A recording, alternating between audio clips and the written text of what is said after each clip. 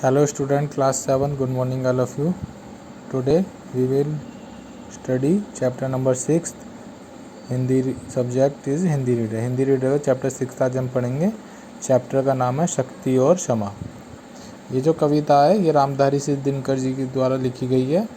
इसमें उन्होंने बताया है कि क्षमा भी तभी लोगों को समझ में आती है जब कोई शक्तिवान व्यक्ति उसको दे, वरना अगर आप किसी को क्षमा करते रहेंगे तो आपको वो कमज़ोर समझने लगेगा. जब तक आप उसको अपनी शक्ति का परिचय नहीं कराएंगे और उसके बाद ही आप क्षमा करेंगे तभी वो आपकी शक्ति को समझेगा. यानी कि कहने का मतलब है कि अगर आप किसी के सामने सीधे सरल और उसको माफ़ करते रहेंगे उसकी गलतियों को, तो वो आपको कमज़ोर समझने लगेगा. लेकिन जब आप उसको अपनी शक्ति का परिचय कराएंगे तब वो आपको आपकी क्षमा को भी समझ पाएगा. तो यहाँ पर देखिए, ये जो बाणों पे लेटे हुए हैं ये भीष्म पितामह है और यहाँ पर ये जो लोग खड़े हैं ये पांडव हैं.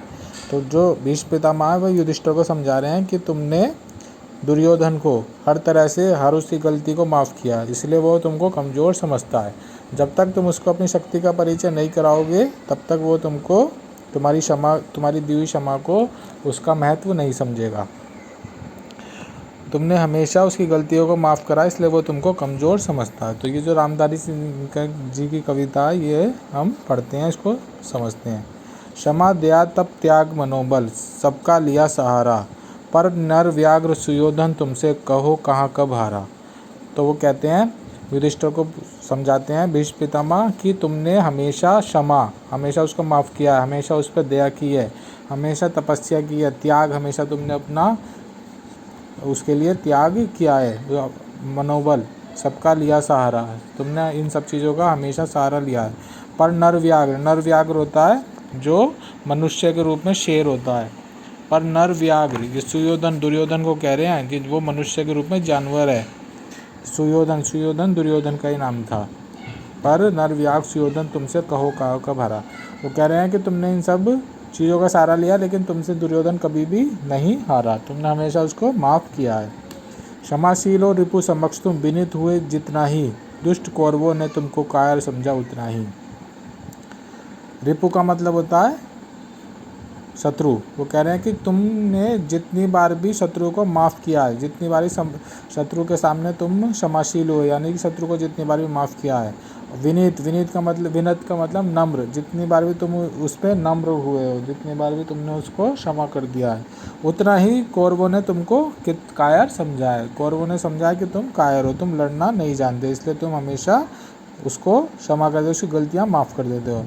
क्षमा शोभती उस भुजंग को जिसके पास गरल हो. वो कहते हैं भीष्म पितामह उसको समझाते हुए कहते हैं कि क्षमा भी वही व्यक्ति या वही उसी पे अच्छा लगती है देते हुए जिसके पास गरल हो. यानी कि वही सांप, वही भुजंग होता है सर्प, वही सर्प क्षमा करते हुए भी अच्छा लगता है जिसके पास विष हो. गरल का मतलब विष, जिसके पास विष हो. अगर उसके पास विष ही नहीं है, वो कह रहे हैं कि उसका क्या जो दंतहीन विष रहित विनीत सरल हो. वो कह रहे हैं कि जब उसके पास विष ही नहीं है, उसके पास दांत ही नहीं है काटने के, तो वो काटेगा क्या. तो इसलिए क्षमा भी उसी को अच्छी लगती है देते हुए जिसके पास गरल हो. यानी कि अगर आपके पास शक्ति है तभी आप क्षमा करते हुए भी अच्छे लगते हैं, वरना तो सब आपको कायर ही समझते हैं.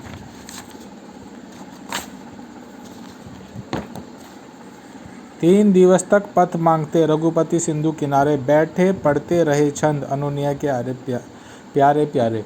तो वो भीष्म पितामह युधिष्ठिर को समझाते हुए कहते हैं कि जिस प्रकार भगवान श्री राम 3 दिन तक समुद्र के किनारे बैठकर उससे रास्ते के लिए विनती करते रहे, 3 दिवस तक पथ मांगते, पथ का मतलब रास्ता. वो कह रहे हैं 3 दिन तक उसके किनारे बैठकर उससे रास्ता मांगते रहे लंका तक जाने के लिए. रघुपति सिंधु किनारे, सिंधु मतलब समुद्र के किनारे बैठे पढ़ते रहे छंद अनुनय के प्यारे प्यारे. यानी कि उससे जो समुद्र उससे विनती करते रहे कि 3 दिन तक कि हमें आप रास्ता दे दीजिए.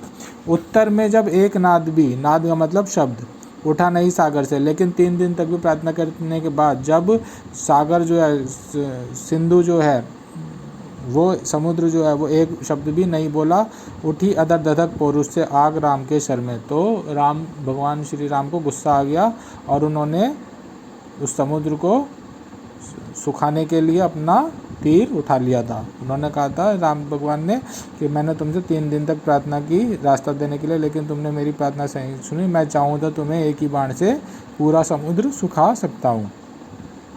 सिंधु दे धर त्राही त्राही क्या था आ गिरा शरण में। जब समुद्र ने देखा कि भगवान को गुस्सा आ गया तो वो उनके पैरों में आके गिर पड़ा और कहा कि मुझे माफ़ कर दो। त्राही त्राही का मतलब रक्षा करो।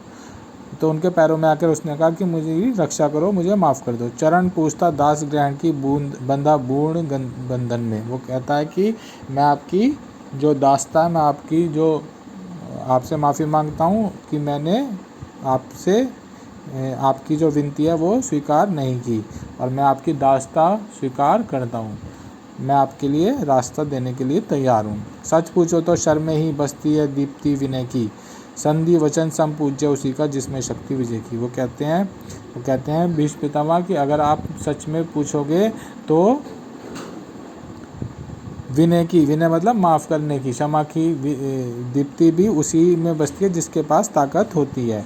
शर का मतलब बाण। आपके पास अगर धनुष बाण में आपकी ताकत है, आपके भुजाओं में ताकत है, तभी आप माफ़ी देते हुए भी अच्छे लगते हैं। संधि वचन सम पूज्य की उसी में जिसमें शक्ति विजय की। जो जीतना जानता है उसे को ही क्षमा करने का अधिकार भी है। सहनशीलता क्षमा दया को तभी पूछता जग है, बल का दर्प चमकता उसके पीछे सब जगमग है। तो वो कहते हैं सहनशीलता और क्षमा भी उसी का पूरी दुनिया उसी की पूछती है जिसकी भुजाओं में ताकत होती है। तो इस कहानी से हमें क्या संदेश मिलता है? इस कहानी संदेश मिला इस पोयम से, कविता से, पुरुषार्थ के बिना लक्ष्य हासिल नहीं किया जा सकता। कि अगर आपके पास मेहनत नहीं है, आप मेहनत करना नहीं जानते, तब आप कोई भी लक्ष्य हासिल नहीं कर सकते। तो इसके आपको शब्द अर्थ और इसके क्वेश्चन आंसर आपको करने हैं। बाकी की ये जो कविताओं की पंक्ति है और बाकी की जो एक्सरसाइज है वो सही विकल्प ये भी आप अपनी बुक में ही करेंगे। बाकी के क्वेश्चन आंसर और शब्द अर्थ अपनी कॉपी में करेंगे। PDF में आपको सेंड कर दिए जाएंगे। Thank you, have a nice day.